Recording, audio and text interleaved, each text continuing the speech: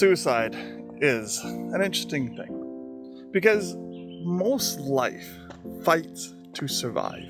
If you corner an animal, it will most likely fight to survive.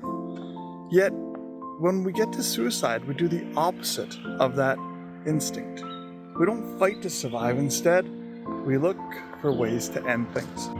And suicide really comes down then to two real distinct factors I have noticed.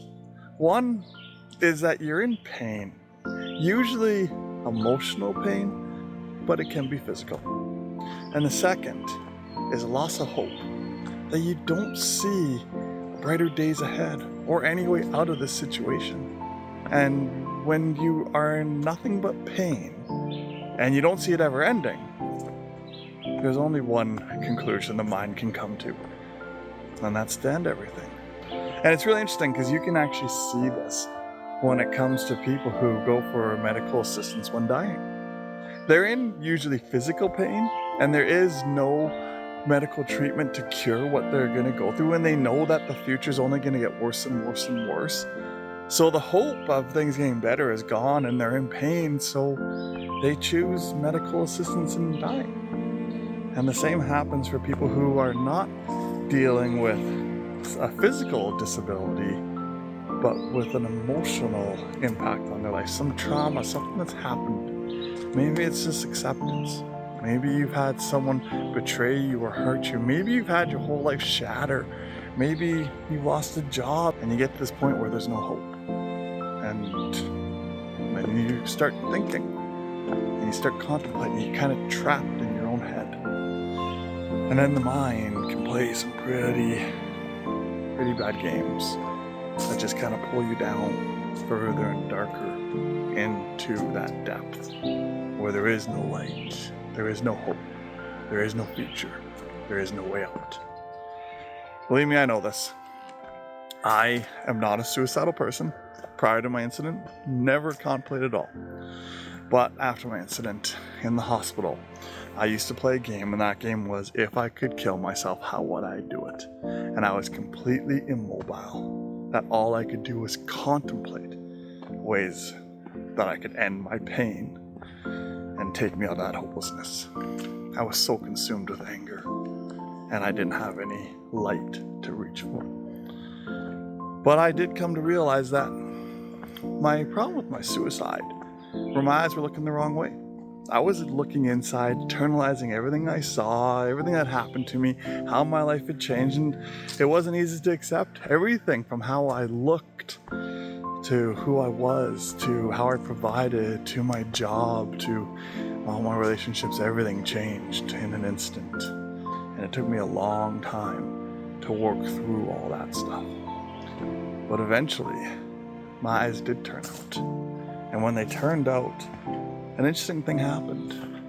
When I stopped looking inside and I started looking outside, I started seeing everything in this world I had worth fighting for. I saw my wife, who cared about me and wanted nothing more than for me to fight. I saw I had a brand new baby girl who needed her dad. I saw my parents and my friends doing what they could so that my wife could come and support me in the hospital.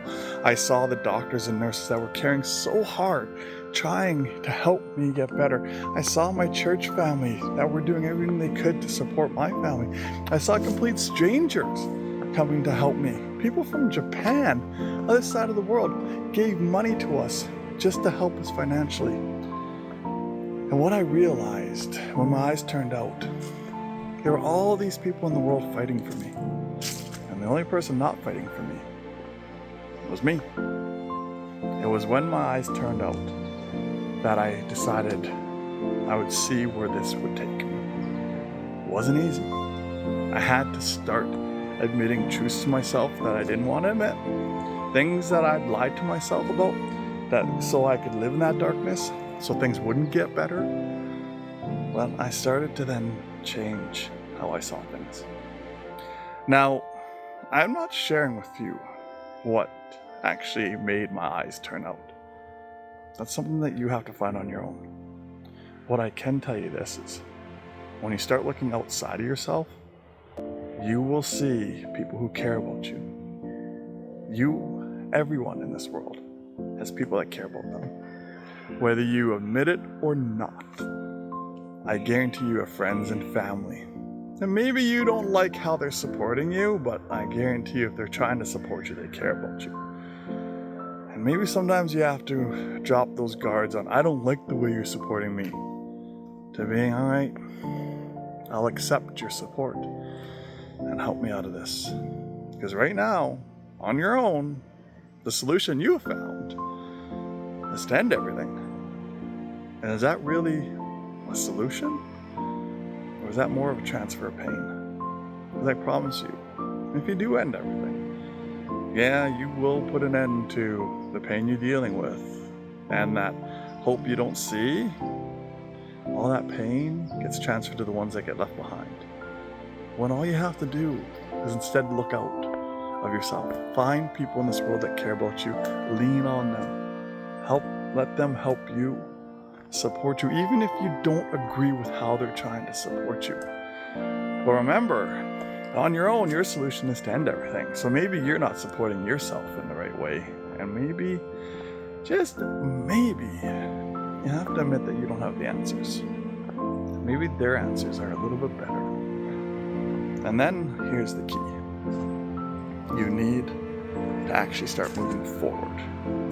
You need to start pulling yourself out of why me and pushing yourself into what can I do for me. And when you push yourself into what can I do for me, which is what my question was. That was the question that happened when I started looking outside of myself, is what can I do for me? And when I started asking what can I do for me, I started finding answers. I started moving forward. And then all of a sudden I started seeing light. And then that light came closer and closer. And then I started achieving things. And then all of a sudden this hopelessness started turning into hope. And this future that there was no future, that was just full of pain, started to become one that was of joy and accomplishments.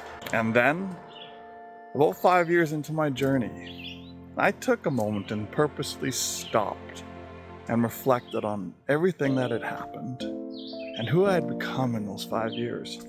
I looked back at the guy who saw no hope and was filled with pain and anger and just wanted to end it all. And I was astonished because I was like, I didn't see this outcome at all.